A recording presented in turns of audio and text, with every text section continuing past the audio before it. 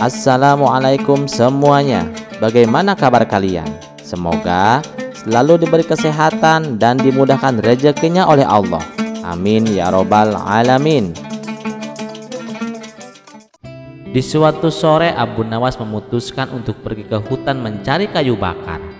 Para warga desa sempat memperingatkannya bahwa hutan itu angker dan penuh suara-suara aneh yang katanya berasal dari penunggu gaib. Namun Abu Nawas yang terkenal selalu berpikir positif, hanya tersenyum dan berkata, "Tidak ada yang perlu ditakutkan jika niat kita baik." Dengan semangat ia melangkah memasuki hutan yang rimbun. Suara burung dan gemerisik dedaunan menemani langkahnya. Namun tak lama kemudian suasana berubah mencekam.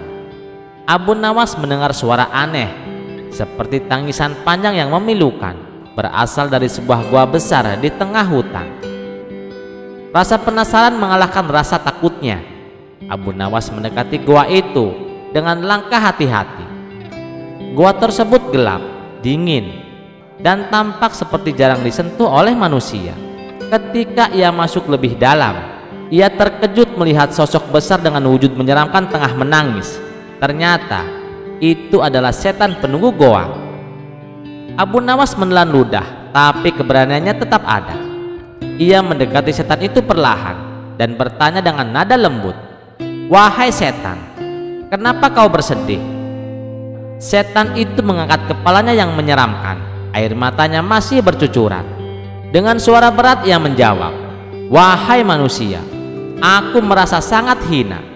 Kaummu selalu menuduh aku atas segala keburukan yang kalian lakukan. Aku tidak kuat lagi menanggung semua tuduhan ini." Abu Nawas yang terkenal humoris hanya bisa menahan tawa mendengar keluhan setan tersebut. Namun ia tetap menjaga wajah serius agar tidak membuat setan itu semakin sedih. "Perbuatan seperti apa yang kamu maksud, wahai setan?"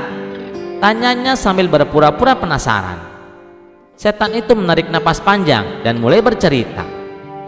"Kemarin aku tidak sengaja melintas di desa seberang. Aku melihat para warga memergoki sepasang kekasih muda yang ketahuan berzina. Salah seorang warga berkata dengan marah, 'Dasar anak muda, kelakuan kalian seperti setan.' Padahal aku bahkan tidak tahu mereka sedang apa. Kenapa mereka menyalahkan aku?" Mendengar cerita itu, Abu Nawas nyaris tak bisa menahan tawa. Baginya, cerita itu bukanlah kisah sedih, melainkan kisah lucu. Namun, ia berusaha keras untuk tetap terlihat serius. Setan melanjutkan dengan nada lebih pilu, "Sudah 100 tahun aku menjadi penunggu hutan dan gua ini. Selama itu pula aku mendengar kaummu selalu menyalahkan kami para setan atas segala kejahatan yang kalian lakukan. Padahal itu murni perbuatan kalian sendiri. Kami tidak memaksa kalian melakukan dosa, apalagi menikmatinya." Tangisan setan semakin keras, suaranya sumbang dan mengerikan, membuat Abu Nawas merinding. Meski begitu, ia tetap mendekat dan berkata, "Wahai setan, aku mengerti perasaanmu. Tapi begitulah manusia, seringkali menyalahkan orang lain atas kesalahan mereka sendiri. Tetapi bukankah pekerjaanmu adalah mengganggu dan menggoda manusia untuk melakukan perbuatan yang dilarang oleh Allah, seperti maksiat dan lain sebagainya?" tegas Abu Nawas. Setan itu menjawab, "Aku memang suka menggoda manusia, tapi aku tidak pernah menggoda manusia untuk bermaksiat. Namun, aku menggoda manusia untuk tidak beribadah." "Itu sama saja, dasar setan. Aku peringatkan, jika kamu berani menggoda manusia dalam hal apapun, aku tidak segan-segan akan menghancurkan gua ini, biar kamu tidak punya tempat tinggal." Namun ada sedikit perasaan kasihan pada diri Abu Nawas terhadap setan itu. Setan menatap Abu Nawas dengan penuh harap dan berkata, "Wahai manusia, aku janji, aku tidak akan mengganggu manusia dalam hal apapun. Dan jika saja aku bisa bertaubat dan menjadi mu'alaf, aku pasti akan melakukannya. Aku ingin meninggalkan dunia gelap ini dan menjadi makhluk yang lebih baik." Mendengar pernyataan itu, Abu Nawas tak kuasa lagi menahan tawanya. Ia tertawa lepas sambil memegangi perutnya. "Wahai setan, meski niatmu mulia, kau tetaplah setan. Kau diciptakan untuk menjadi ujian bagi manusia. Jadi, terimalah takdirmu dengan lapang dada." Setan hanya terdiam. Tampaknya ia sedikit bingung, tapi juga lega mendengar penjelasan Abu Nawas. Sebelum pergi, Abu Nawas menepuk bahu setan itu dan berkata dengan nada menghibur, "Jangan terlalu bersedih, wahai setan. Kadang manusia juga menyalahkan ayam, kambing, bahkan tembok. Jadi, kau tidak sendirian." Kisah selanjutnya. Siang itu Abu Nawas sedang duduk santai di warung Pak Jono, menikmati kopi panas dan pisang goreng. Dari sudut ruangan, ia samar-samar mendengar diskusi serius antara dua orang pria, seorang pendeta dan seorang lelaki paruh baya yang beragama Islam.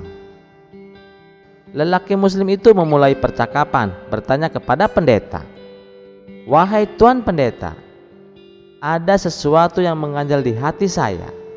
Benarkah yang mencabut nyawa manusia adalah Tuhan? Jika demikian, bagaimana dengan Bunda Maria yang juga seorang manusia? Ketika dia mati, berarti yang mencabut nyawanya adalah Tuhan juga, bukan? Namun dalam iman Anda, Tuhan adalah Yesus dan Maria adalah ibunya. Apakah ini berarti Yesus termasuk anak yang durhaka karena mencabut nyawa ibunya sendiri?" Pendeta itu terdiam sejenak, tampak mencari jawaban, lalu berkata, "Kematian adalah produknya setan dan bukan kehendak Tuhan. Tuhan itu baik dan Dia tidak mencabut nyawa manusia. Tuhan hanya memiliki otoritas untuk memberi kehidupan." Lelaki Muslim itu bertanya lagi, "Kalau begitu, manusia selama ini mati karena apa? Dan siapa yang mencabut nyawanya?" Pendeta itu menjawab, "Manusia mati karena dosa, dan setanlah yang mencabut nyawa manusia. Justru Tuhan Yesus datang ke dunia supaya orang-orang yang mati percaya diselamatkan oleh Yesus. Roh jiwanya dibawa pulang ke surga dan hanya dagingnya yang mati." Mendengar itu, lelaki Muslim itu mengajukan pertanyaan lain, "Namun Tuan Pendeta, bagaimana dengan ayat dalam kitab Ayub 1 ayat 21 yang berbunyi, 'Tuhan yang memberi, Tuhan yang mengambil, terpujilah nama Tuhan'? Bukankah ayat ini jelas mengatakan bahwa hidup dan mati ada dalam kendali Tuhan? Mengapa Tuhan berasumsi bahwa kematian adalah hasil dari pekerjaan setan?" Pendeta itu terdiam, tak mampu menjawab. Sementara itu, Abu Nawas yang menyaksikan diskusi itu dari jauh tersenyum kecil dalam hati sambil berpikir, jangan-jangan pendeta ini belum benar-benar mempelajari kitabnya sendiri. Namun Abu Nawas menahan diri untuk tidak langsung terlibat. Menunggu waktu yang tepat, lelaki Muslim itu kembali bertanya, "Tuan Pendeta, jika Yesus dalam iman Anda adalah Tuhan, siapa yang mencabut nyawa Yesus itu sendiri?" Pendeta itu menjawab dengan lantang, "Tidak ada yang mencabut nyawa Yesus. Yesus berkata, 'Aku menyerahkan nyawaku dan aku berkuasa mengambilnya kembali.' Kematian adalah akibat dosa. Sejak awal manusia diciptakan untuk hidup kekal, tetapi karena dosa mereka mati." Lelaki Muslim itu melanjutkan, "Tadi Tuhan berkata, 'Aku menyerahkan nyawaku.' Kepada siapa Yesus menyerahkan nyawanya?" Pendeta itu menjawab, "Kepada Bapa." Lelaki Muslim itu kemudian bertanya lagi, "Siapa Bapak itu, Tuan Pendeta?" Pendeta menjelaskan, "Bapa adalah Tuhan yang esa. Dalam agama kami, firman Tuhan turun kepada manusia dalam wujud Yesus, sedangkan dalam agama Anda, firman Tuhan turun dalam bentuk Al-Quran." Lelaki Muslim itu menanggapi, "Kalau begitu, Anda juga mengakui adanya Tuhan yang esa. Lalu mengapa Yesus disebut sebagai Tuhan? Dalam Islam kami menyembah Allah Subhanahu wa Ta'ala, dan kami meyakini Nabi Isa sebagai nabi dan rasul yang membawa kebenaran dari Allah. Dan kebanyakan orang Islam berpendapat bahwa Yesus merupakan pribadi yang sama dengan Nabi Isa, Tuan Pendeta? Pendeta itu tampak kebingungan, tetapi tetap menjawab, itu tidak bisa disamakan. Yesus sangat berbeda. Abu Nawas yang sudah tidak tahan untuk mengeluarkan pendapatnya, akhirnya berkata, "Saudara-saudaraku semuanya, izin saya menjelaskan bahwa dalam Al-Quran surat Al-Imran ayat 145, Allah berfirman, dan setiap yang bernyawa tidak akan mati kecuali dengan izin Allah. Ini sudah jelas bahwa setiap hamba Allah akan meninggal dunia adalah dengan sepengetahuan dan atas izinnya. Tidak ada yang mampu menentukan kapan dan cara kematiannya sendiri, sebab kematian merupakan sebuah ketetapan yang hanya diketahui oleh Allah. Jika kematian tersebut dilakukan dengan disengaja atau bunuh diri, itu bukan merupakan perbuatan yang dibenarkan dalam Islam. Bahkan bunuh diri dalam Islam adalah tindakan yang diharamkan." Abu Nawas melanjutkan, mengenai apakah Yesus dan Nabi Isa itu sama. Dalam Islam kami meyakini bahwa Yesus Kristus adalah Nabi Isa Al-Masih, seorang nabi dan rasul yang mulia.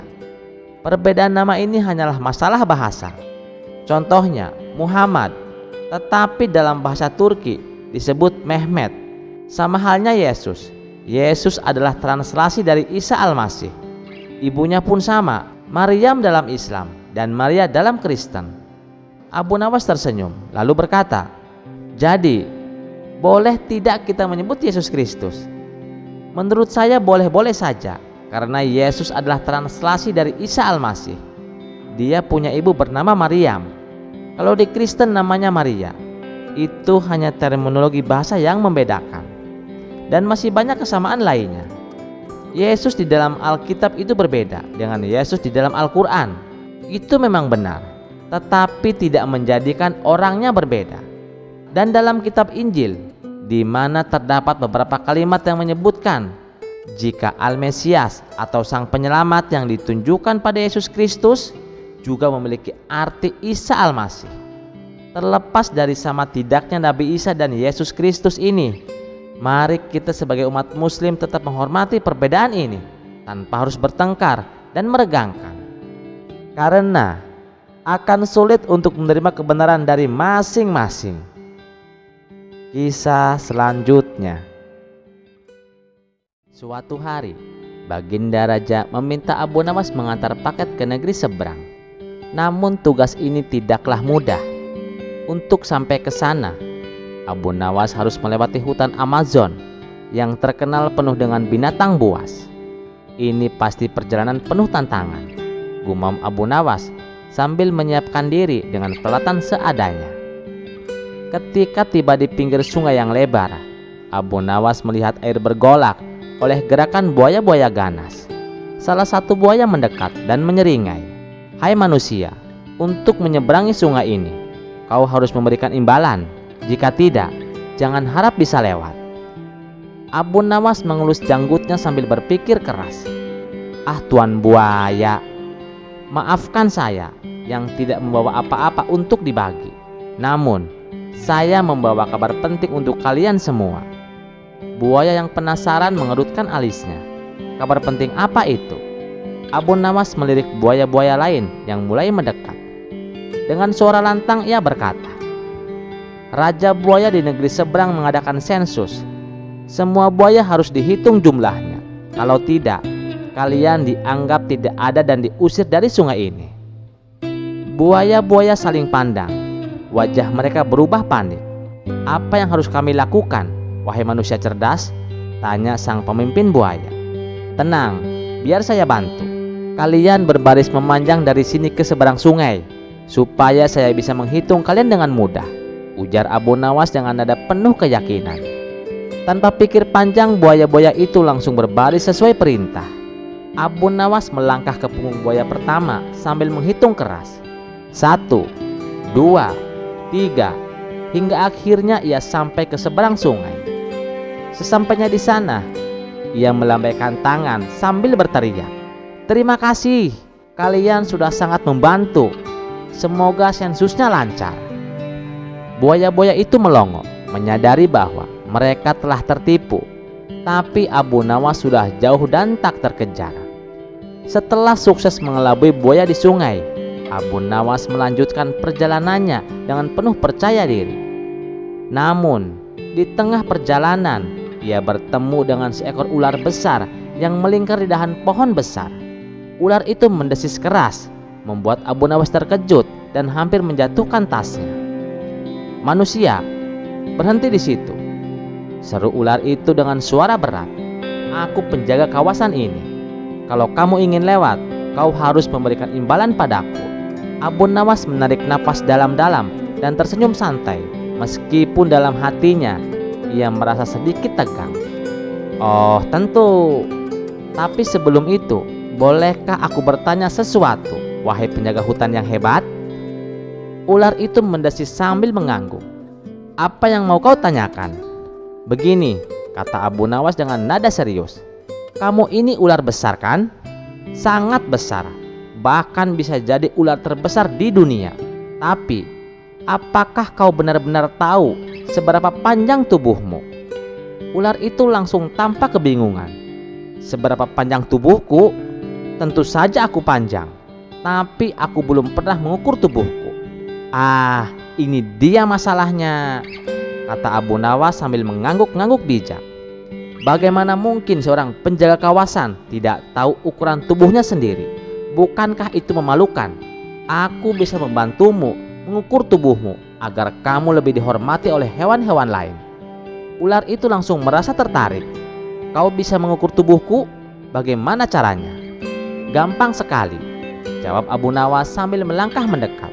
"Kau hanya perlu meluruskan tubuhmu di tanah, dan aku akan menghitung panjangnya dengan langkah kakiku." "Baiklah," kata ular itu, langsung meluncur turun dari pohon dan meregangkan tubuhnya di tanah, berusaha meluruskan setiap sisinya. "Sekarang hitunglah." Abu Nawas mulai berjalan di sepanjang tubuh ular itu, menghitung dengan suara keras. 1, 2, 3, hingga tiba di ujung ekornya. Ia berhenti sejenak, lalu berteriak dengan panik, "Tunggu, ujung tubuhmu bergerak sedikit. Ular sebesar ini harus lurus sempurna. Cepat luruskan lagi." Ular itu panik dan sibuk meluruskan tubuhnya. Ketika ular sedang sibuk memperbaiki posisinya, Abu Nawas dengan cepat melangkah melewati tubuh ular itu dan melanjutkan perjalanannya. Sebelum ular sadar apa yang terjadi, Abu Nawas sudah jauh meninggalkan tempat itu. Dari kejauhan, Abu Nawas melambaikan tangan sambil berteriak, "Terima kasih atas kerjasamanya, wahai ular penjaga hutan. Jangan lupa, ukur tubuhmu sendiri di lain waktu." Ular itu hanya bisa melongo, menyadari bahwa ia baru saja ditipu oleh manusia yang cerdik itu. Kisah selanjutnya. Pada suatu malam yang tenang di kota Baghdad, langit terlihat begitu cerah, bintang-bintang berkelip indah. Namun tiba-tiba sebuah cahaya terang melesat di langit, bergerak dengan kecepatan luar biasa, membuat langit malam yang damai menjadi gempar. Orang-orang yang melihatnya mulai berteriak panik. "Apa itu? Sebuah burung besar raksasa atau sihir?" teriak seorang pedagang. "Jangan-jangan itu adalah malaikat pembawa malapetaka," seru yang lain. Namun, di tengah kekacauan itu, Abu Nawas yang sedang duduk santai di kedai teh malah tertawa kecil. "Itu bukan malaikat, dan itu juga bukan sihir," kata Abu Nawas sambil meminum tehnya dengan tenang. "Nah, ini adalah kesempatan untuk petualangan," gumam Abu Nawas. Segera Abu Nawas memutuskan untuk menyelidiki fenomena tersebut. Dengan cepat, ia berlari keluar dari kedai teh dan mengikuti cahaya yang semakin jauh dari angkasa. Meskipun banyak orang yang ketakutan dan enggan ikut serta, Abu Nawas tidak gentar. Ia percaya bahwa kecerdikannya bisa menyelesaikan masalah ini. Dengan cerdik ia melibatkan beberapa teman yang tidak terlalu berani untuk ikut mengejar UFO tersebut. Akhirnya setelah berjam-jam berlari, mereka tiba di luar kota di mana cahaya itu terlihat mendarat. Sesampainya di tempat itu, mereka menemukan sebuah benda berbentuk aneh yang mengeluarkan cahaya lembut, tampak seperti pesawat luar angkasa atau apapun itu. Abu Nawas yang selalu memiliki cara untuk mengendalikan situasi, melangkah maju dengan penuh keberanian. "Ini pasti sesuatu yang luar biasa," katanya dengan senyum lebar. "Mari kita dekati dan lihat apa yang terjadi." Dengan hati-hati Abu Nawas mendekati benda itu. Tak lama setelah itu, sebuah suara asing terdengar dari dalam benda tersebut, seperti suara gema yang datang dari tempat yang jauh. "Kami datang dari dunia yang jauh," kata suara itu dalam bahasa yang tidak dimengerti oleh orang-orang. "Ah, sebuah teka-teki," pikir Abu Nawas. "Mari kita selesaikan." Tanpa ragu, Abu Nawas melontarkan beberapa pertanyaan pintar yang sudah disiapkan sebelumnya. "Siapa kamu? Dari mana asalmu? Dan apa tujuanmu di sini?" Tiba-tiba sebuah tampilan holografik muncul di depan mata mereka, menampilkan gambar makhluk asing yang tampak kebingungan. "Kami adalah penjelajah dari galaksi yang jauh. Kami mencari pengetahuan, dan kami tertarik dengan kebijaksanaan umat manusia." Abu Nawas tersenyum karena ia tahu ini adalah peluang besar untuk menguji kecerdasannya. "Jika kalian mencari pengetahuan," kata Abu Nawas, "maka mari kita lakukan sebuah ujian. Kami manusia memiliki banyak kebijaksanaan, tapi apa kalian bisa menyelesaikan teka-teki ini?" Makhluk asing itu setuju, dan Abu Nawas mengajukan teka-teki yang sederhana tapi cerdik. Apa yang datang setiap hari tanpa meminta izin bisa menghilang kapan saja, tapi tidak pernah bisa dilihat. Makhluk asing itu terdiam, berusaha memecahkan teka-teki. Mereka mengakses sistem mereka yang canggih, tapi tidak dapat menemukan jawabannya. Abu Nawas tetap tenang dan sabar. Akhirnya setelah beberapa saat, makhluk asing itu mengakui bahwa mereka tidak bisa menyelesaikan teka-teki itu. Abu Nawas tersenyum lebar dan berkata, "Jawabannya adalah waktu. Waktu datang setiap hari, bisa hilang, dan kita tidak bisa melihatnya." Makhluk asing itu terkesima dan terkesan dengan kecerdikan Abu Nawas. "Kalian manusia memang penuh dengan kebijaksanaan yang luar biasa, dan kami telah belajar sesuatu yang berharga hari ini." Dengan itu, makhluk asing itu berterima kasih dan memutuskan untuk meninggalkan bumi, kembali ke dunia mereka. Sebelum pergi, mereka meninggalkan sebuah hadiah kecil untuk Abu Nawas, sebuah batu kecil yang bersinar terang, sebuah simbol dari pengetahuan yang telah mereka temukan. Abu Nawas kembali ke kota dengan senyum kemenangan. "Terkadang," katanya sambil menatap batu kecil itu, "pengetahuan terbesar datang bukan dari teknologi canggih ataupun penjelajahan luar angkasa, tetapi dari kecerdikan dan rasa ingin tahu yang tak terbatas." Kisah selanjutnya. Di sebuah desa, nama Abu Nawas dikenal tidak hanya karena kecerdasannya, tetapi juga karena keberaniannya menghadapi berbagai tantangan, termasuk yang berbahaya. Namun, popularitas Abu Nawas memicu rasa iri dua orang sakti dari desa lain, yaitu Jabir, si penakluk angin, dan Karim, si pengendali api. Keduanya merasa tersaingi dan memutuskan untuk menyingkirkan Abu Nawas. Mereka berencana menjebak Abu Nawas dengan dalih adu kecerdasan, tapi dengan niat tersembunyi untuk membunuhnya. Sebuah surat tantangan dikirimkan kepada Abu Nawas, berbunyi, "Abu Nawas yang terhormat, kami menantangmu untuk membuktikan kecerdasanmu di hadapan seluruh desa. Jika engkau benar-benar cerdas, datanglah ke Bukit Tandus besok siang. Tapi jika engkau pengecut, tinggallah di rumahmu dan serahkan gelarmu kepada kami." Membaca surat ini, Abu Nawas tersenyum tipis. Ia tahu ada maksud buruk di balik undangan itu, tapi ia tidak mundur. Kalau mereka berpikir bisa mengalahkan dengan otot, mereka lupa bahwa "aku bersenjatakan akal," gumamnya.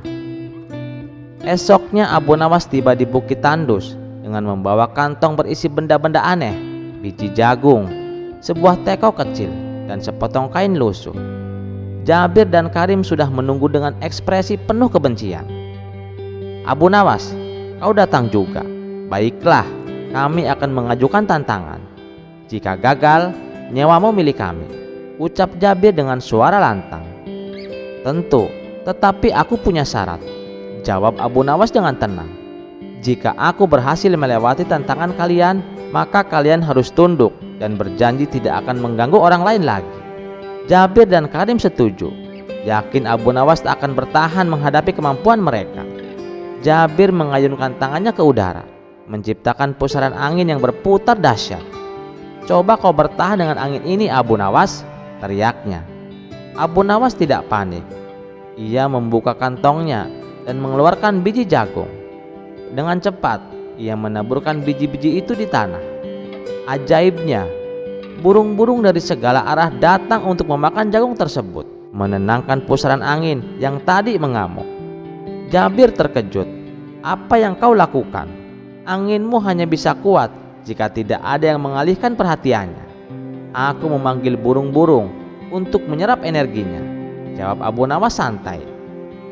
Karim maju dengan kemarahan membara. Ia menyalakan api besar dengan tangannya, lalu mendorongnya ke arah Abu Nawas. "Mari kita lihat, apakah kecerdasanmu bisa menyelamatkanmu dari panasnya api ini." Abu Nawas tersenyum, lalu mengeluarkan teko kecil dari kantongnya.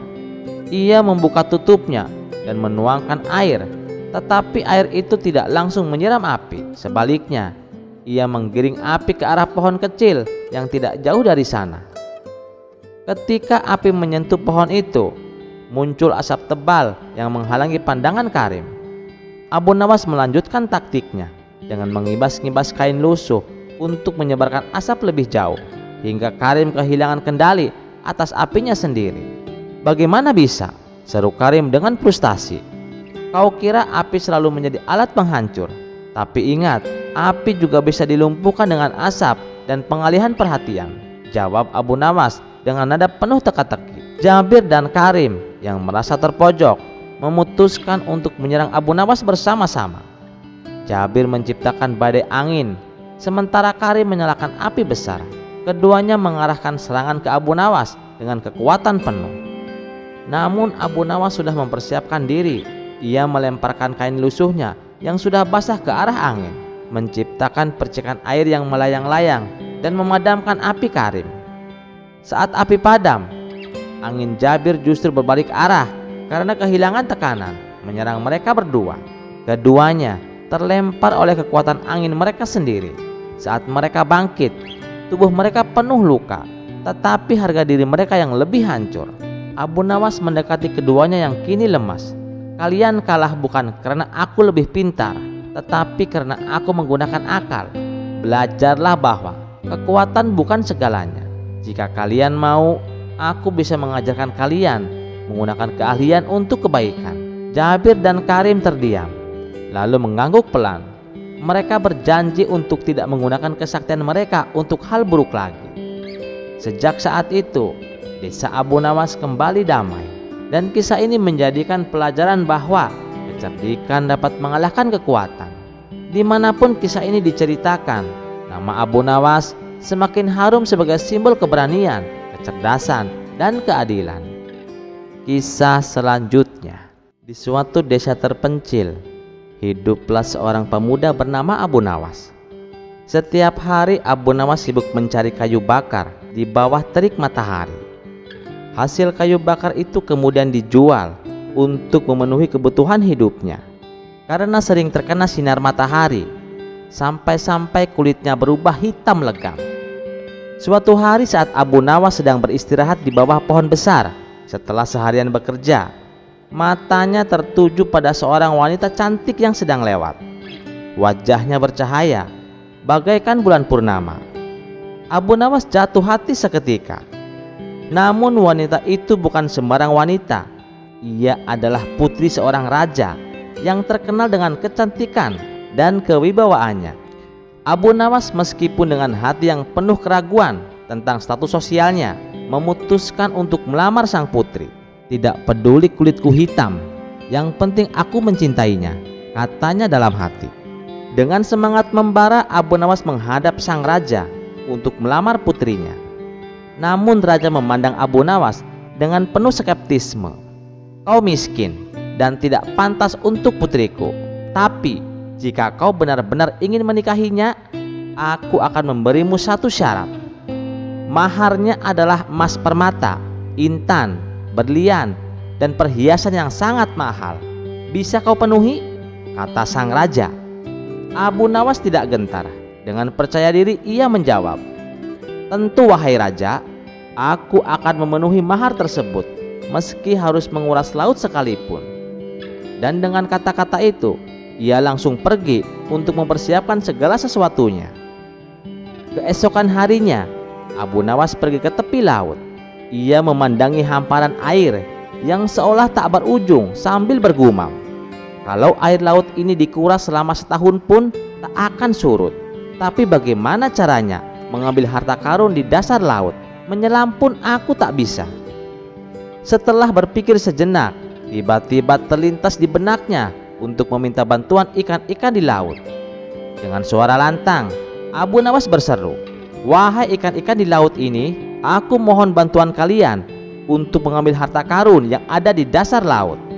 Tak disangka seekor ikan berwarna oranye muncul ke permukaan. Dengan nada tegas, ikan itu berkata, siapa kamu? Berani sekali meminta bantuan kepada kami. Kami adalah penjaga laut ini, dan harta karun di dasar laut adalah milik kami. Kalau kamu ingin mengambilnya, silahkan coba. Tapi ingat, kalau turun ke dasar laut, kamu akan menjadi makanan kami. Setelah berkata demikian, ikan itu segera menyelam kembali ke dasar laut. Abu Nawas yang geram dengan perkataan ikan itu, dengan nada penuh emosi, dalam hatinya ia berkata, awas saja kamu ikan, akan aku buat tunduk kepadaku. Dengan tekad yang membara, Abu Nawas membawa sebuah timba besar dan mulai menguras laut.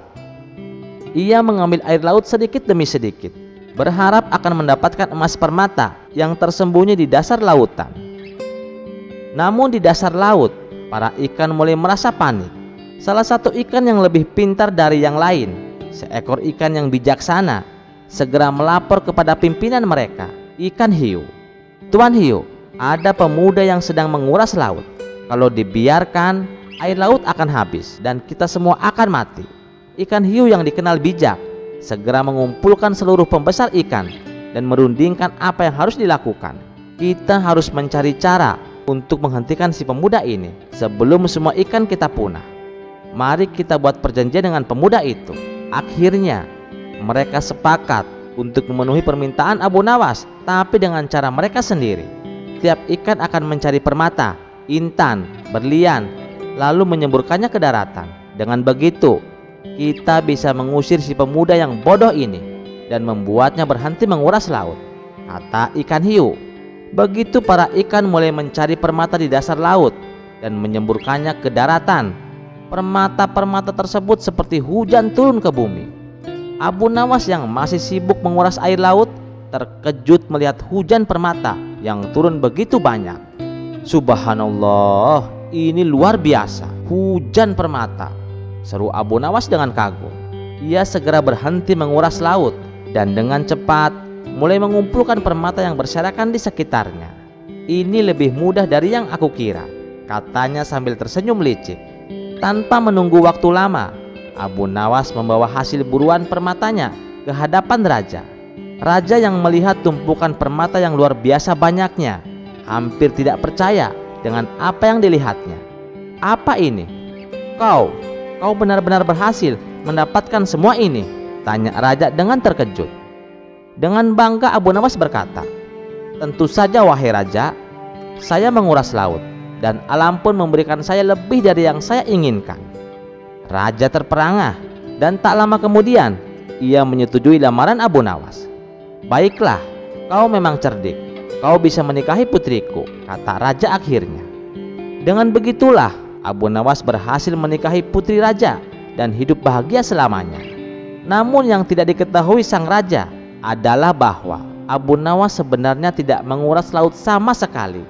Ia hanya mengandalkan kecerdikannya, dan para ikan yang ketakutan memutuskan untuk memberikan permata kepada Abu Nawas sebagai solusinya. Kisah selanjutnya. Pada suatu hari, Abu Nawas memutuskan untuk melakukan perjalanan ke sebuah negeri yang penduduknya dikenal tidak meyakini keberadaan Tuhan. Negeri ini terkenal dengan kemajuan teknologinya, hiburannya yang gemerlap, dan budaya yang cenderung mengabaikan nilai-nilai spiritual. Selama berada di sana, Abu Nawas mendengar kabar tentang acara besar, yaitu penghargaan dunia perfilman yang akan diadakan di sebuah gedung megah. Penasaran dengan acara tersebut, ia pun memutuskan untuk hadir sebagai penonton. Acara berlangsung dengan sangat meriah, lampu-lampu berkilauan, tamu undangan yang terdiri dari para selebriti terkenal berdatangan dengan busana mewah, dan sorakan penonton memenuhi aula megah itu. Ketika seorang aktris ternama bernama Mia naik ke podium untuk menerima penghargaan, suasana menjadi semakin hidup. Namun yang terjadi sungguh mengejutkan. Dengan santai Mia melontarkan sebuah lelucon yang sangat menghina Tuhan. Tuhan pencipta alam semesta, Zero Mention. Tidak heran kalau Tuhan ada di urutan paling bawah. Katanya, peringkat pertama adalah cast and crew, lalu Mam, dan peringkat terbawah adalah Tuhan. Lanjut Mia, diikuti dengan gelak tawa para tamu undangan yang hadir.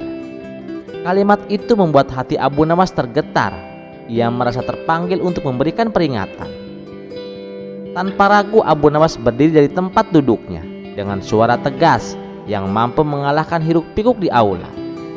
Ia pun berkata, "Nona Mia, apa yang Anda ucapkan tadi adalah bentuk penghinaan kepada Tuhan yang menciptakan alam semesta dan segala isinya. Dan kalian sudah menzolimi orang-orang Islam yang tidak berdosa, menghancurkan tempat-tempat ibadah dan tempat berlindung mereka."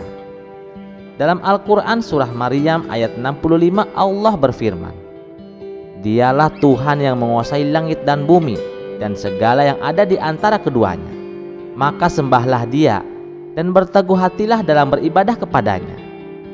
Apakah engkau mengetahui ada sesuatu yang sama dengannya?" Jelas Abu Nawas dengan tegas.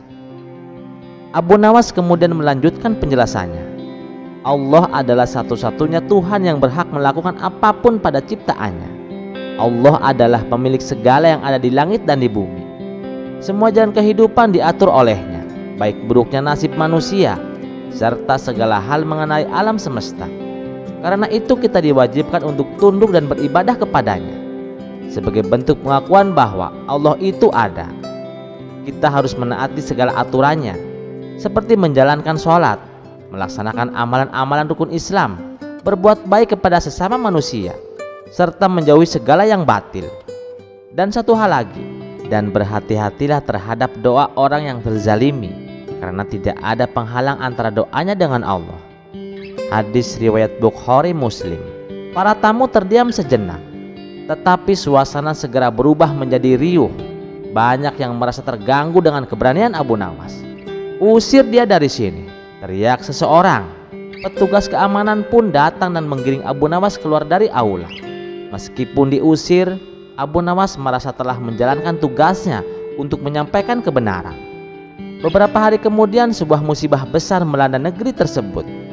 Kebakaran hutan yang dahsyat terjadi dengan api yang menyebar cepat karena angin kencang. Banyak rumah dan bangunan, termasuk gedung-gedung besar, hancur di lalap api. Kebakaran ini begitu hebat, seperti neraka yang berkobar, dan kondisi alam semakin memburuk dengan cuaca yang tidak bersahabat. Warga pun dihimbau untuk segera mengungsi karena kebakaran telah menelan korban jiwa dan luka-luka. Dan berita kebakaran ini pun menjadi sorotan dunia. Abu Nawas yang mendengar kabar tersebut merasa iba. Dalam doanya, ia berkata, "Ya Allah, jadikanlah musibah ini sebagai pelajaran bagi mereka yang lupa akan kebesaran-Mu. Ampuni dosa-dosa mereka dan bimbing mereka untuk kembali ke jalan-Mu." Pada malam harinya setelah melaksanakan sholat maghrib berjamaah, Abu Nawas berbicara di hadapan jamaah masjid. "Hadirin sekalian, musibah yang terjadi di negeri seberang adalah peringatan dari Allah.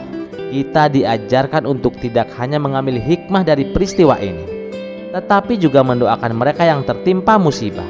Sebagai umat muslim, kita harus menunjukkan empati dan membantu semampu kita. Semoga kejadian ini menyadarkan mereka dan juga kita untuk senantiasa bersyukur dan menjaga bumi sebagai amanah dari Allah." Abu Nawas mengajak para jamaah untuk berdoa bersama. Dalam kesunyian malam, lantunan doa terdengar khusyuk, memohon agar musibah segera berlalu dan menjadi pelajaran bagi semua untuk kembali mengingat kebesaran Tuhan.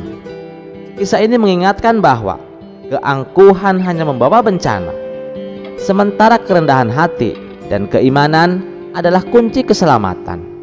Kisah selanjutnya. Pada suatu hari, raja menghadapi dilema besar di istananya. 2 kasus kejahatan baru saja diungkap di hadapan rakyat. Kasus pertama adalah seorang pemuda yang kedapatan mencuri sandal di sebuah masjid. Kasus kedua adalah seorang pejabat kerajaan yang terbukti menilap uang rakyat hingga 2 miliar dirham. Namun, persoalan muncul karena rakyat protes keras atas perbedaan hukuman yang telah dijatuhkan. Si pemuda pencuri sandal divonis 10 tahun penjara, sementara sang koruptor hanya mendapatkan hukuman 2 tahun dengan fasilitas mewah di penjara. Mendengar protes dari rakyat, raja bingung untuk memutuskan keadilan. Maka ia memanggil Abu Nawas untuk menjadi hakim untuk memutuskan perkara ini. Di ruang sidang yang penuh sesak oleh rakyat, Abu Nawas memulai pengadilannya dengan suara tegas. Ia memanggil si pemuda pencuri sandal lebih dulu. "Wahai anak muda, katakan padaku, mengapa kau mencuri sandal itu?" tanya Abu Nawas. Pemuda itu menjawab dengan penuh rasa bersalah. "Tuan, saya mencuri sandal karena saya tidak punya apa-apa. Saya bahkan tidak punya uang sepeser pun untuk membeli sandal seharga 5 dirham. Abu Nawas mengangguk, lalu memanggil koruptor. "Dan engkau, wahai pejabat, mengapa kau mengambil uang rakyat yang jumlahnya tak terhitung?"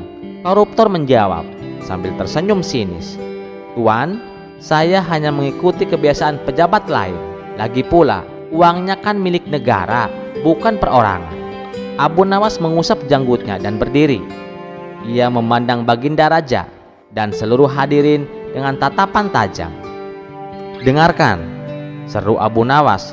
"Sesuai dengan undang-undang yang berlaku di kerajaan ini, pemuda ini telah mencuri sandal seharga 5 dirham dan menyebabkan kerugian bagi 1 orang. Oleh karena itu, hukumannya adalah 10 tahun penjara. Namun menurut saya, hukuman tersebut tidak sebanding dengan apa yang dia ambil. Maka saya putuskan, hukuman pemuda ini membersihkan seluruh masjid di kerajaan selama 10 tahun." Pemuda itu terkejut, namun ia menerima keputusan tersebut dengan air mata. Abu Nawas lalu menoleh ke arah pejabat koruptor. "Adapun engkau, wahai pejabat, kau telah mencuri 450 juta dirham dari uang rakyat. Jika dihitung berdasarkan jumlah penduduk kerajaan yang mencapai 282 juta orang, maka setiap individu telah dirugikan sekitar 2 dirham. Menurut undang-undang, hukumannya adalah 6,5 tahun penjara. Namun, efek dari pengkhianatanmu telah merusak kepercayaan seluruh bangsa. Oleh karena itu, saya putuskan hukumanmu adalah dikurung seumur hidup di ruangan gelap tanpa fasilitas apapun." Rakyat pun bersorak-sorai mendengar keputusan tersebut. Sementara koruptor yang sombong itu langsung merasa lemas dan tak berdaya. Setelah sidang usai, baginda raja memuji kebijaksanaan Abu Nawas. "Engkau tidak hanya memberikan hukuman yang adil, tapi juga memberi pelajaran bagi seluruh rakyat." Abu Nawas tersenyum sambil berkata, "Keadilan bukan tentang angka, wahai baginda. Keadilan adalah tentang bagaimana hati merasa lega dan kepercayaan rakyat tetap terjaga." Sejak itu Abu Nawas semakin harum sebagai hakim yang cerdik dan adil. Sementara kerajaan pun semakin dihormati oleh rakyatnya. Kisah selanjutnya. Di tengah gemerlap kota Baghdad yang kaya akan budaya dan sejarah, ada sebuah sungai yang terkenal dengan keindahannya yang memukau. Dengan airnya yang jernih dan angin sepoi-sepoi, membuat siapa saja yang datang merasa ingin berlama-lama di sungai itu. Setiap hari, ribuan orang datang untuk menikmati pemandangan atau sekedar bermain air. Namun, ada satu masalah yang mengguncang ketenangan sungai tersebut. Tiba-tiba buaya besar muncul ke permukaan. Orang-orang yang sedang bermain air berlari ke darat dengan suara teriakan yang membuat suasana semakin mencekam. Sore harinya, baginda raja yang mendengar kabar tentang teror buaya tersebut merasa sangat marah. Keindahan pantai yang seharusnya menjadi tempat wisata itu kini malah menjadi tempat yang menakutkan. Keesokan paginya raja memanggil 2 orang yang dikenal dengan keunikannya masing-masing, yaitu Abu Nawas dan Abu Jahil. Raja berkata, "Wahai Abu Nawas dan Abu Jahil, ada seekor buaya besar di sungai kerajaan kita yang telah meresahkan rakyatku. Aku akan mengadakan sayembara. Siapapun yang berhasil menangkap buaya itu akan kuberikan hadiah besar. Tapi ingat, aku ingin buaya itu ditangkap hidup-hidup." Abu Jahil dengan penuh percaya diri langsung maju ke depan. "Baginda, itu perkara kecil bagi saya. Saya ini ahli strategi perangkap. Beri saya waktu dan buaya itu akan segera tertangkap." Abu Nawas yang terkenal dengan kecerdasannya hanya tersenyum kecil dan berkata, "Baginda, saya akan mencoba semampu saya. Izinkan nanti. Saya akan menggunakan umpan agak sedikit aneh untuk menangkap buaya itu." Raja tersenyum lebar mendengar jawaban mereka. "Baiklah, kalian berdua aku beri waktu 3 hari. Siapkan strategi kalian." Hari pertama Abu Jahil langsung beraksi. Dia membuat perangkap besar di tepi sungai, lengkap dengan umpan seekor babi gemuk. Dia berpikir, buaya pasti tergiur dengan babi ini. Tinggal tunggu saja, buaya akan masuk perangkap. Malam itu Abu Jahil bersembunyi di balik semak-semak, mengintai perangkapnya. Tak lama kemudian, terdengar suara air bergejolak. Benar saja buaya besar itu muncul dari sungai, mendekati perangkap. Abu Jahil hampir melompat kegirangan. Namun saat buaya melihat umpan babi itu, ia berhenti dan berbicara dengan suara berat. "Maaf Tuan, saya tidak akan makan umpan Anda karena babi itu haram." Abu Jahil terkejut bukan main. "Haram? Buaya bisa bicara? Dan kamu juga tahu soal halal dan haram?" Buaya itu mengangguk. "Tentu saja, saya buaya modern. Sudah belajar dari para ulama sungai. Jadi, simpan saja babi itu untuk kebutuhan lain." Abu Jahil hanya bisa melongo. Sementara buaya itu kembali ke sungai dengan santainya. Pada hari kedua, Abu Nawas memilih cara untuk mengamati perilaku buaya dari kejauhan. Dia memperhatikan bahwa buaya itu sering muncul di dekat tempat tertentu, seolah-olah ada sesuatu yang menarik perhatian. Gumam Abu Nawas. Buaya ini tampaknya lebih tertarik pada sesuatu yang berbeda. Jika bukan makanan, mungkin sesuatu yang lebih memikat. Keesokan harinya Abu Nawas datang ke pasar kerajaan dan menyewa seorang wanita cantik untuk menjadi bagian dari rencananya. Wanita itu meski awalnya bingung, namun setuju setelah mendengar penjelasan Abu Nawas. Pada hari ketiga Abu Jahil tidak menyerah begitu saja. Kali ini dia mengganti umpannya dengan seekor ayam besar yang sudah dimasak, tapi hasilnya tetap nihil. Buaya itu muncul lagi dan berkata, "Maaf Tuan, saya sedang diet, tidak makan makanan berminyak." Abu Jahil hampir menangis frustasi.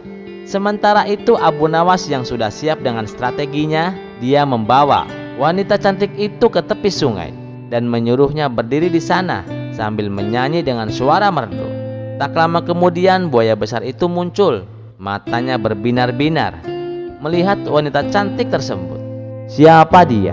tanya buaya dengan nada penuh penasaran. Abu Nawas tersenyum. "Ini adalah calon pasanganmu jika kau bersedia naik ke darat." Buaya itu langsung naik ke darat tanpa pikir panjang. Namun begitu kakinya menyentuh tanah, Abu Nawas dengan cepat menjebaknya menggunakan jaring besar yang sudah disiapkan. Buaya itu terkejut. "Hai, ini curang. Kamu telah mengelabuiku." Buaya itu sambil membuka mulutnya lebar-lebar. Abu Nawas tertawa. "Memang dasar buaya. Giliran wanita cantik saja kamu kejar." Buaya itu tak mau kalah.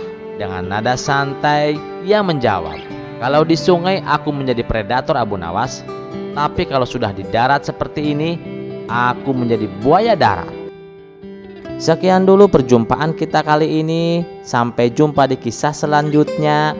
Terima kasih yang sudah setia menonton channel ini. Wassalamualaikum warahmatullahi wabarakatuh.